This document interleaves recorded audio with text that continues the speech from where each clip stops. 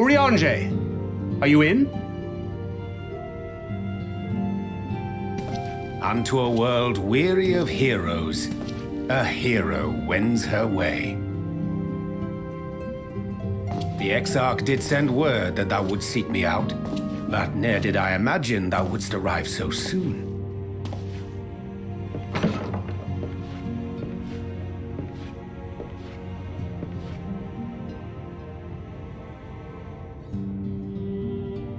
Full glad am I to see thee once more, my friend, and none the worse for thy travails.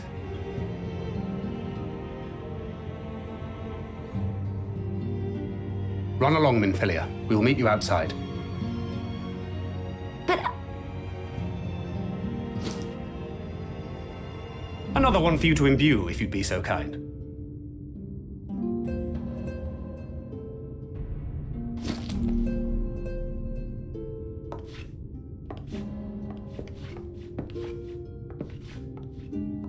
I take it thou hast met with our other comrades already?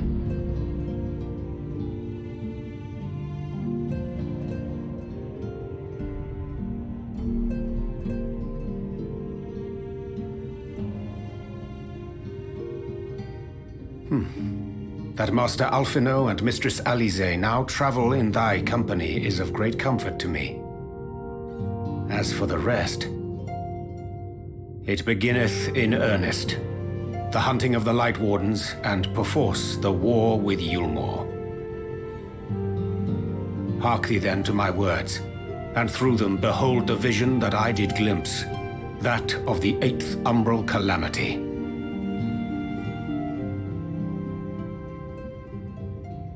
As I drifted hither to the first, traversing the boundary twixt reality and potentiality, I did bear witness to events yet to come.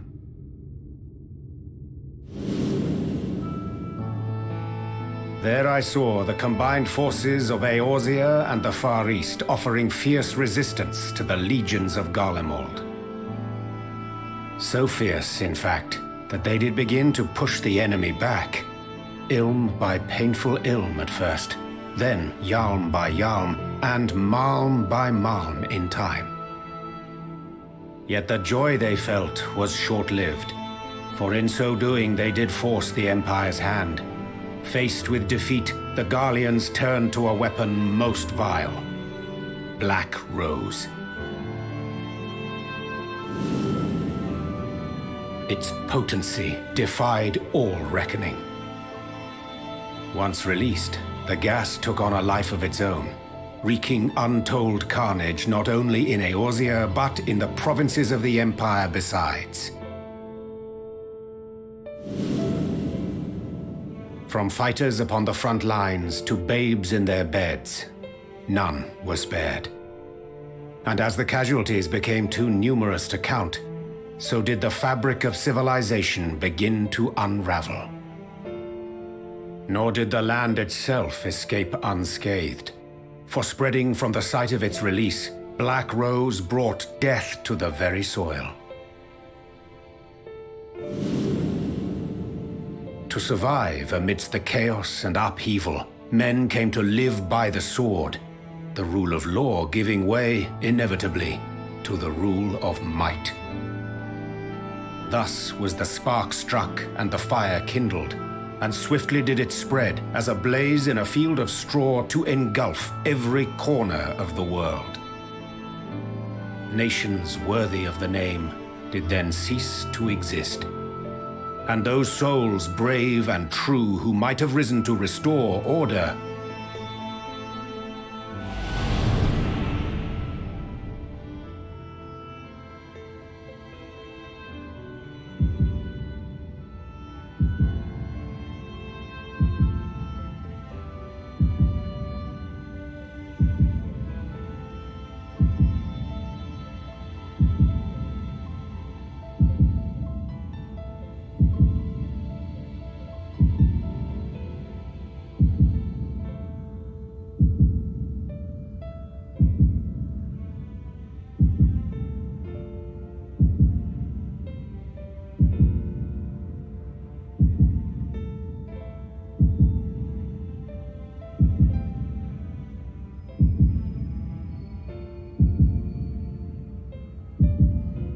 were no more.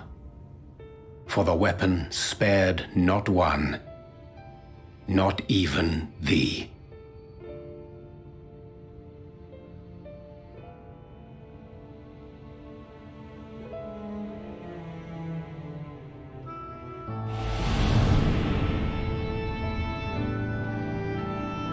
An endless age of war, begotten by the blight of Black Rose. Such is the legacy of the 8th umbral calamity which I did behold.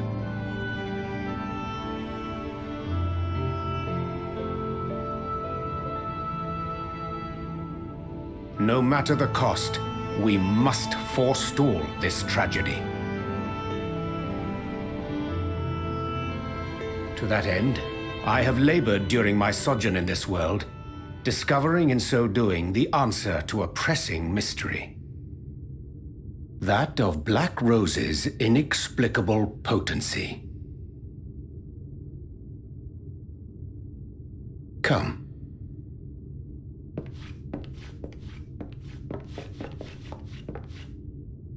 Dost thou recognize yonder chart?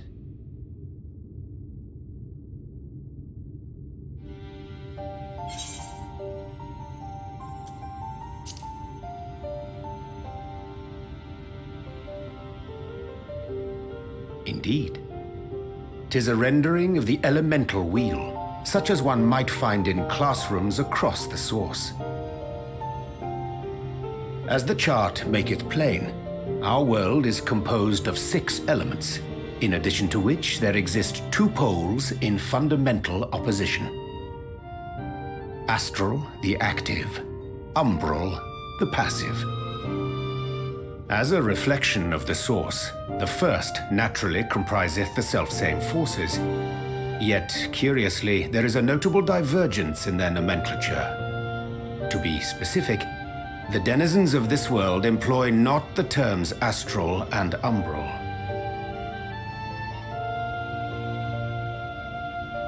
Thus was I moved to inquire what names said forces had been assigned. A simple question which yielded a most unexpected answer.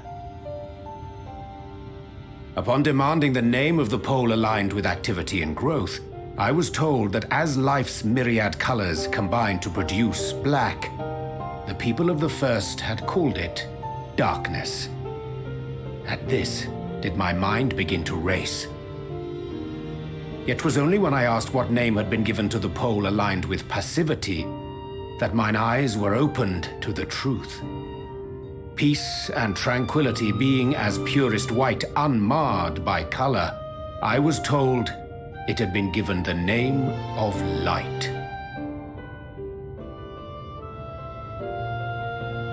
That's umbral light and astral darkness, yes? I'm no etherologist, but it strikes me that the nomenclature of the first is rooted in the generation of the 2 forces, while our own appears to focus on their effects. Which makes one wonder, have we had it backwards all this time?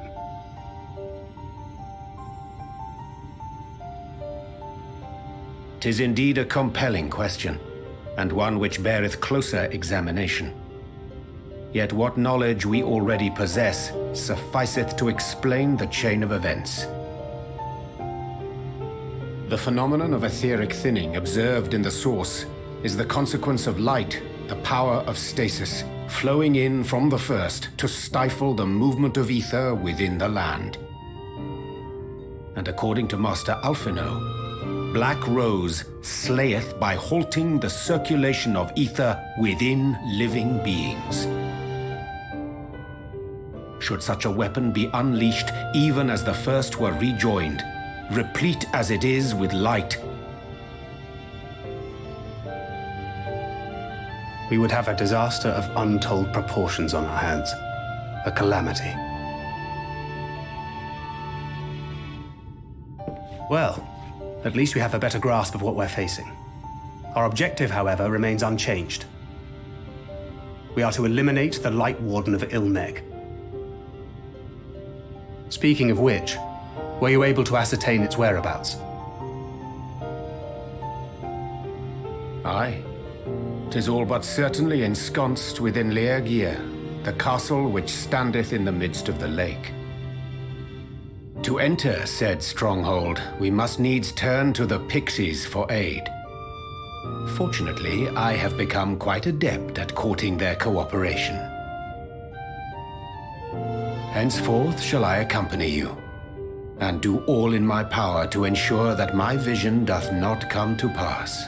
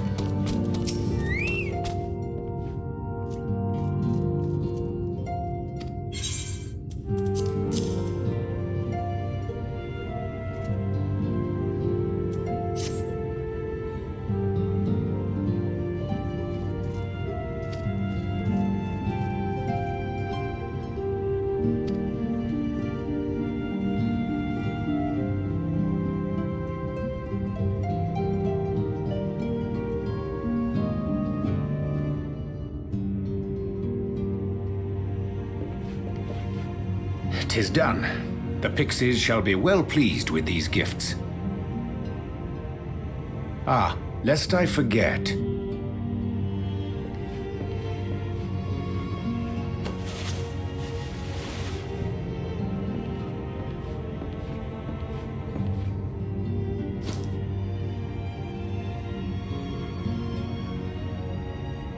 White auracite, newly forged for thy use. Our mission being to thwart a rejoining, we will most assuredly cross paths with those who crave the contrary, our eternal enemies. Thus did I choose to abide in this ether-rich land, the better to fashion a trap for the Ascian's essence.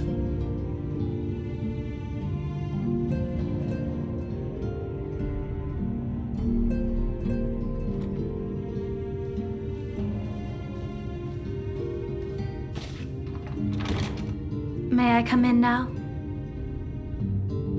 You may indeed, assuming you've finished.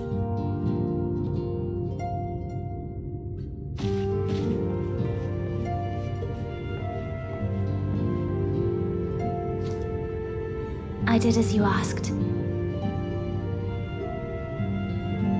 That's my girl, thank you.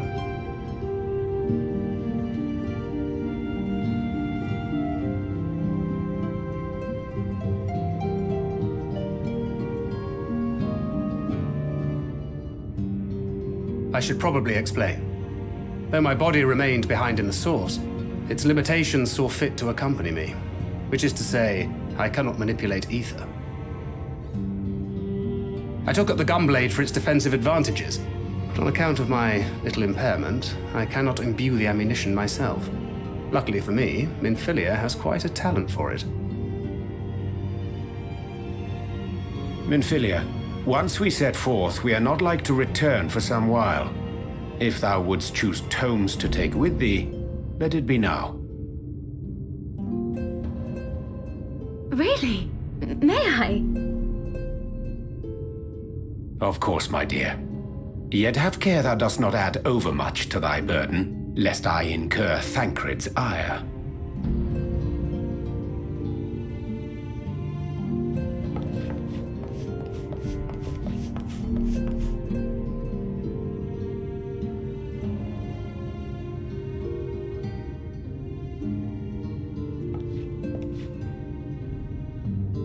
Hast thou spoken to her of thine encounter with the Minfilia of Eld?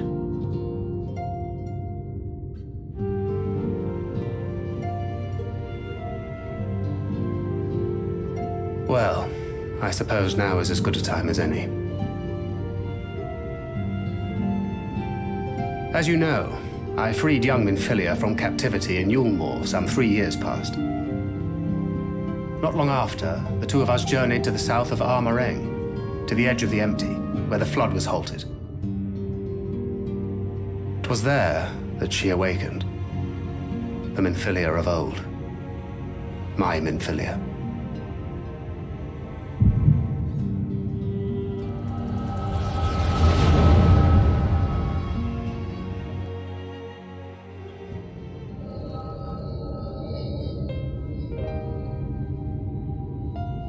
Tell me, what must I do to bring you back?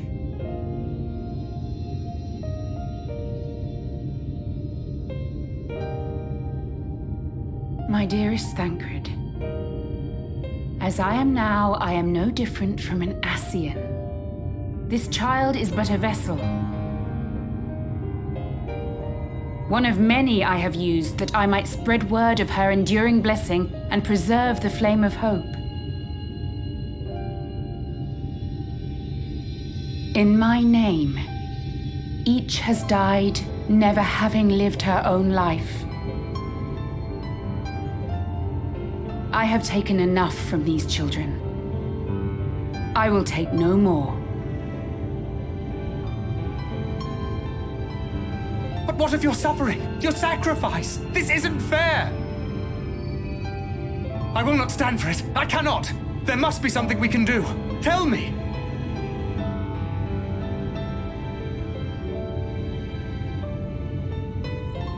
Should the day come when this child grows weary of fighting and wishes to cast it all aside, Then shall I take up her burden.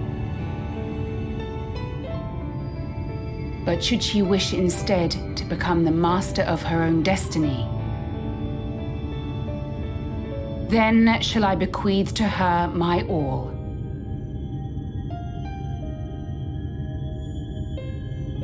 Imbued with the strength that I reserve for rebirth, she may come to wield my powers as her own. And what of my wishes? What of Flamine's? What of all the people who love and care for you and want nothing more than to see you again?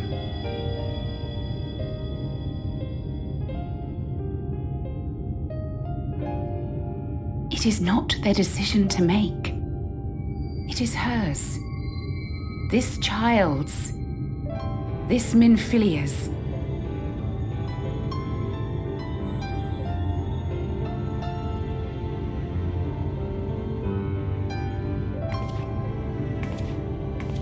You have ever watched over me, Thancred.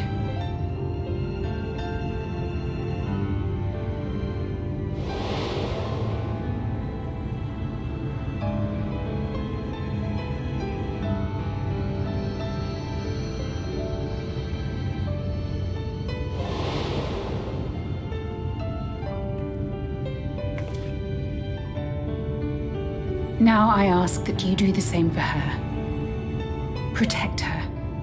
Teach her. Stand by her as you stood by me. There is much and more she does not know. She needs a guide to show her the ways of the world, or she will never find her own path.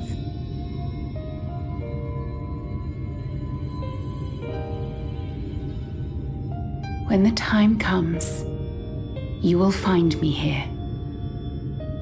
Until that day.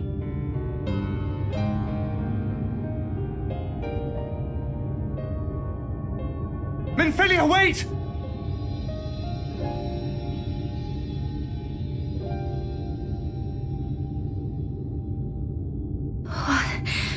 What happened?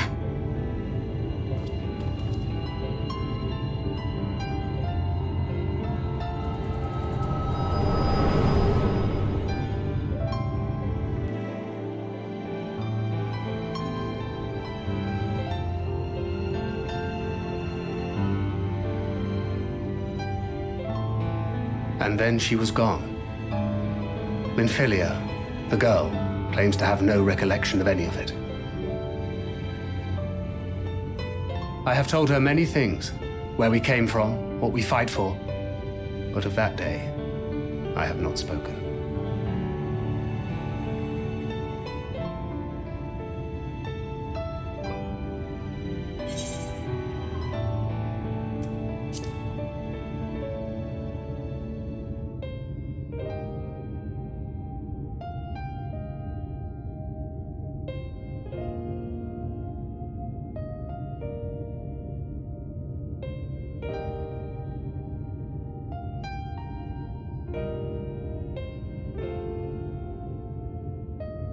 With the coming of another possessed of the blessing of light, the first hath begun to rise up in defiance of its fate.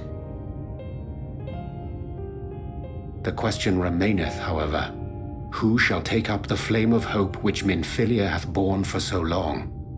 Whether we will it or no, the choice must soon be made.